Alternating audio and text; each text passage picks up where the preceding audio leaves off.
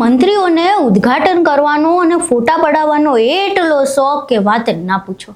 હજુ તો પ્રોજેક્ટ પૂરો નથી થયો ત્યાં મંત્રી દર્શનાબેન વાઘેલા લોકાર્પણ કરવા પહોંચી ગયા અને ફોટાય પડાવી દીધા હો। જે તળાવનું લોકાર્પણ કરવા ગયા ત્યાં ટીપુય પાણી નથી અને કામે અધૂરું છે, પરંતુ મંત્રીજીને થયું હશે કે કોઈક બીજું બાજી મારી જાય એના કરતાં આપણે જ ફટાફટ લોકાર્પણ કરી દઈએ ને। શું છે સમગ્ર ઘટના, તમામ વિશે વિગતવાર ચર્ચા કરીશું। નમસ્કાર, તમે જોઈ રહ્યા છો ચક્રવાત ન્યૂઝ, હું આપની સાથે હેમલ।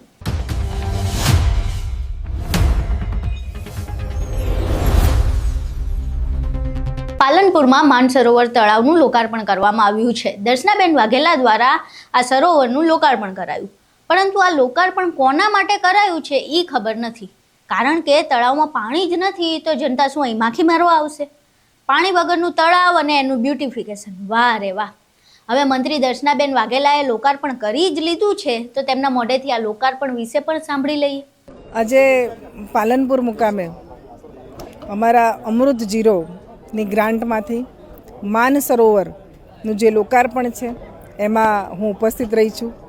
આપ જાણો છો એ પ્રમાણે આ જગ્યા એક એવી જગ્યા હતી કે જ્યાં કોઈ આવતું નહોતું અને કચરાના ઢગ હતા, અને આ જગ્યાને ડેવલપ કરવી, અને અત્યારે તમે જુઓ છો કે ખૂબ સરસ રીતે આ તળાવને ડેવલપ કર્યું છે। સાથે સાથે હું એ વાત જરૂર કહીશ કે અમારા પૂર્વ મંત્રી કાંતિભાઈએ આની શરૂઆત કરી હતી કે ભાઈ આ જગ્યાએ એક સારું ડેવલપ તળાવ બને, પરંતુ અમારા નગરપાલિકાના પ્રમુખ અને અમારા ધારાસભ્યના સહયોગથી આજે આ તળાવ ડેવલપ થયું છે। આ નગરજનોને અહીંયા વોક કરશે, અહીંયા ઘણા બધા લોકો ફરવા આવશે। નગરપાલિકામાં માત્ર નળ ગટર પાણીનું કામ નહીં, પરંતુ લોકોની સુખાકારી વધે, એમને મનોરંજન મળે, એ લોકો સારી રીતે ફરી શકે, તેના માટે આ એક ખૂબ સારો પ્રયત્ન કર્યો છે। પાણીનો આપણા બધાને એવો પ્રશ્ન છે કે ભાઈ પાણીનું શું છે, પરંતુ પાણી પણ અહીંયા ટૂંક જ સમયમાં જે વરસાદી પાણી આવવાનું છે કે જે પાણી આમ નીકળી જાય છે એના કરતાં અહીંયા આ પાણી આવશે, અને એનાથી વધારે આજુબાજુના ડેમમાંથી પણ અમે આ પાણી ભરવાનો પ્રયત્ન કરી અને ટૂંક સમયમાં આ તળાવમાં પાણી પણ ભરાઈ જશે। અહીં તમે દર્શનાબેનને સાંભળ્યા, હવે અધિકારીને સાંભળે। કામગીરી પૂર્ણ થઈ ગઈ છે, પણ હજુ આમાં બીજા આગામી સમયમાં જુદા જુદા કામો કરવામાં આવશે, જેમાં એક સીસીટીવીનું મ્યુઝિકલ સિસ્ટમ, એક ઓડિટોરિયમ જેવું બનાવવાનું છે, અહીંયા પોડિયમ જેવું કરવાનું છે।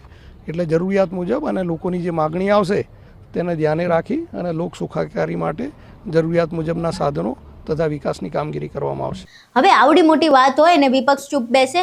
પાલનપુર પાલિકાના વિપક્ષ નેતાનું પણ સાંભળી લઈએ કે તેઓ આ પ્રોજેક્ટમાં થયેલા ભ્રષ્ટાચાર વિશે શું કહી રહ્યા છે।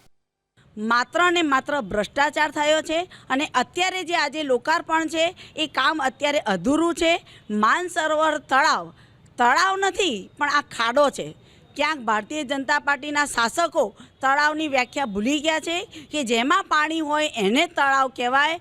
આ તો ખાડાનું લોકાર્પણ થઈ રહ્યું છે, અને આ લોકાર્પણની અંદર 44 સભ્યોની તકતી મારી છે। એમાં આમાં કોંગ્રેસના પણ સભ્યોનું નામ આવ્યું છે, એનો અમે સખત વિરોધ કરીએ છીએ। અમને કોઈને વિશ્વાસમાં લીધા નથી। અહીં તમે તમામ બાબતો જોઈ। આપણા અરગપદુડા મંત્રી દર્શનાબેને લોકાર્પણ તો કરી દીધું છે, હવે જોઈએ કે આ તળાવમાં પાણી ક્યારે ભરાય છે અને લોકો માટે આ ઉપયોગી ક્યારે બને છે। તમને શું લાગે છે કે આ આપણા મંત્રીજી લોકાર્પણ માટે આટલા ઉતાવળા કેમ થયા હશે? તમારું શું મંતવ્ય છે અમને કોમેન્ટ બોક્સમાં જરૂર જણાવજો, અને વિડીયો ગમ્યો હોય તો લાઈક કરજો, શેર કરજો અને ચેનલને સબસ્ક્રાઈબ કરવાનું ભૂલશો નહીં। નમસ્કાર।